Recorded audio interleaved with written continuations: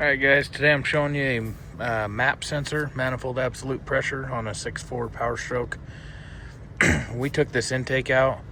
It's not entirely necessary, but it does open it wide open. So remove the intake, and right down here you're going to have these two sensors.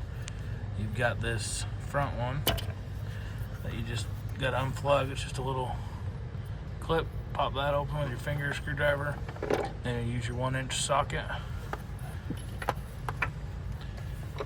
And you'll just twist that out. You want to make sure you're on a good straight angle so you don't break it off in there. Bust it loose, spin it out, and then it's pretty simple. So you'll just put your new one back in there.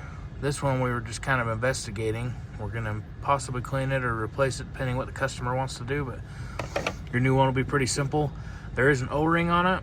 It doesn't hurt you to put like just a little bit of something to make it slippery, whether you like WD-40 or whatever, and then spin that back down until it snugs. Just snug it up with your wrench. Don't really crank on them because it doesn't take much to break it. But anyway, then you'll throw your intake back on, and you can do it without, just a little tighter fit. So that's the MAP sensor on a 6.4 Powerstroke. Thanks for watching.